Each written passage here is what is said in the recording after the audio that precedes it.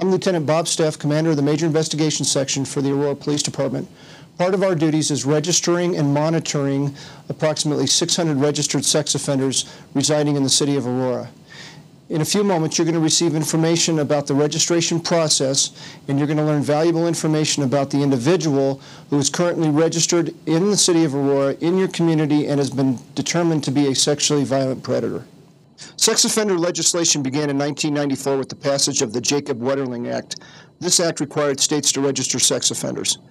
In 1996, Megan's Law was passed, which gave the public access to the sex offender registry in their community. Also in 1996, the Pam Lichner Act was passed.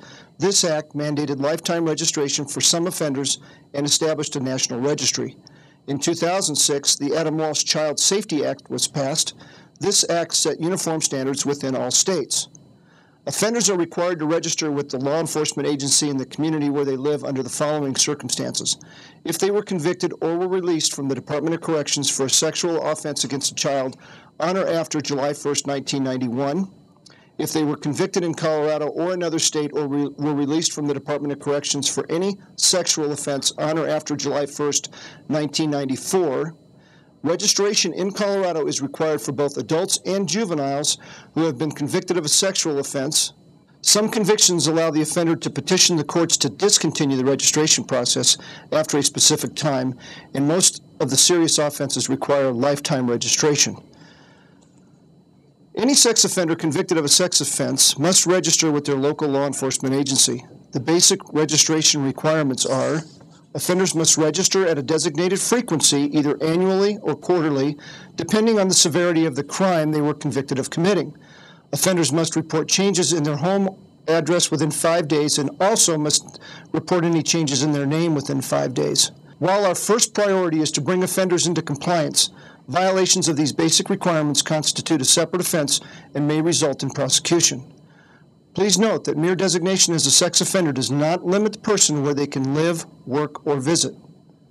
In Colorado, local law enforcement agencies are required to notify the community of any registered sex offender living in the community. This process is accomplished by two means of communication. The first is through passive and ongoing means through the sex offender registration process.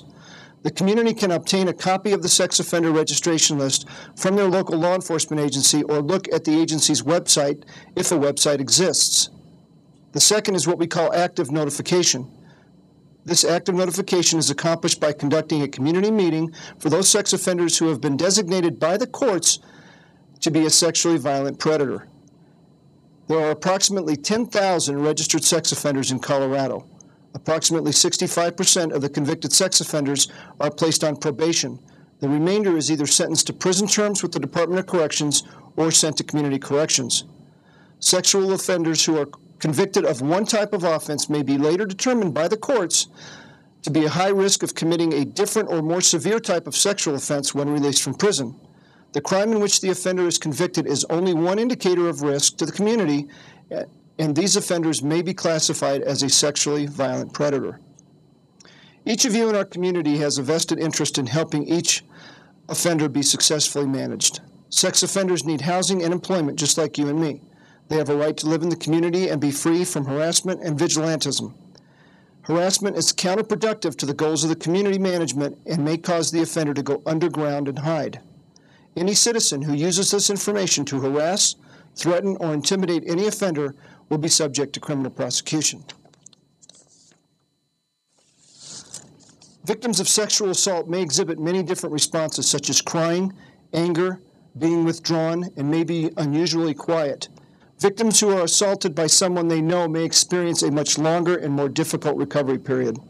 Many victims will develop post-traumatic stress disorders and may experience long-term effects to include depression, anxiety, eating disorders, flashbacks, divorce, loss of sexual interest, loss of concentration, sleeping disorders, and suicide.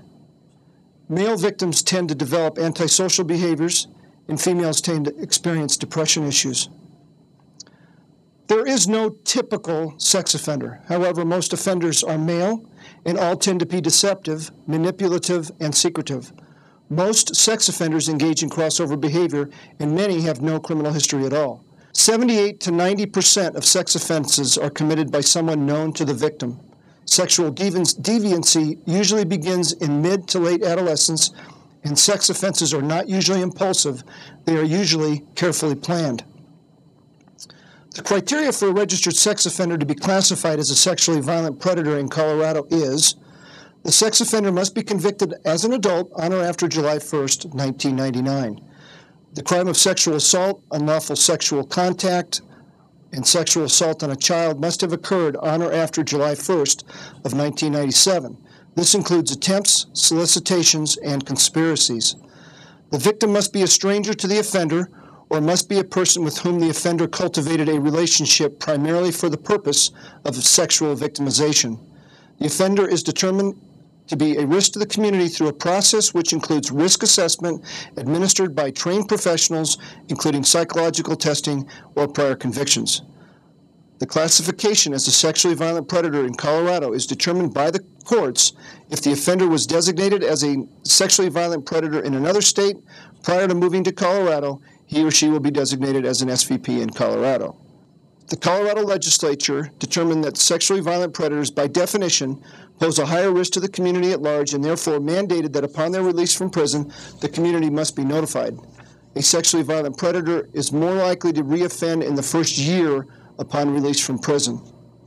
All sexually violent predators must register and have their addresses physically checked 4 times a year.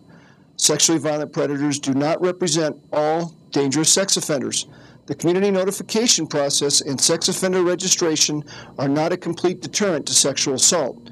Please remember that vigilantism, harassment, threats, or intimidation of an offender is counterproductive to the best interest and safety of the community. We want the offenders to be registered and visible in the community and not hide underground. Harassments, threats, intimidation, or vigilantism is criminal and will be investigated and prosecuted. Remember, informed communities are safer communities.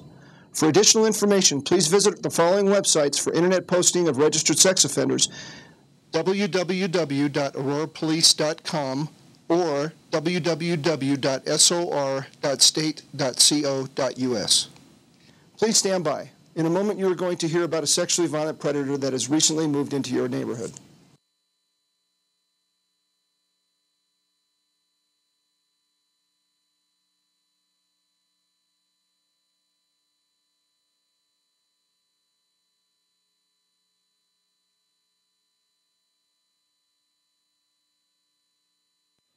The Aurora Police Department has a new sexually violent predator, Saliman Yep.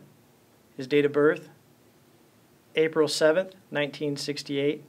He's 48 years old, an Asian male, 5'7", 150 pounds, black hair, brown eyes. His address is 802 South Chambers Road, Unit E, 207. Yep must register with the Aurora Police Department quarterly, and during his lifetime, his residence must be verified quarterly by the Sex Crimes Unit. Criminal history, April 30th, 2007. Yep was convicted in Weld County, case 2006 CR 1882 for sex assault on a child attempt. Second conviction, August 30th, 1995, convicted in Boulder County, case 1995 CR 355 for robbery.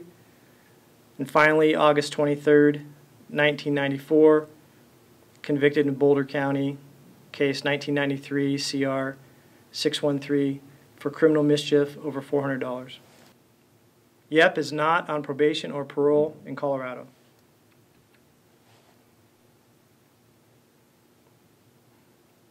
Yep is determined to be a SVP because he was 39 years old at the time of the offense.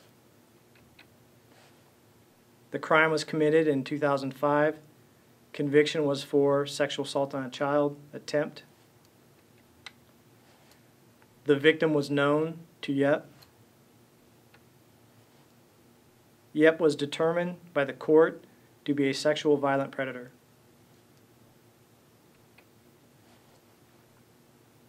Schools within 1 mile of 802 South Chambers Road Global Village Academy, Tollgate Elementary, Iowa Elementary, Arkansas Elementary, Gateway High School, Happy Day Learning Center. Parks and trails within 1 mile of 802 South Chambers Road, Bicentennial Park, Delaney Farm, Tollgate Park, Centerpoint Park, Rocky Ridge Park. Recreation centers within 1 mile of 802 South Chambers Road, Village Green Recreation Center, Beck Recreation Center. Bus routes within 1 mile of 802 South Chambers Road, Route 11, Route 121, Route 153, Route 157. If there are changes to the SVP's address, the community will be notified.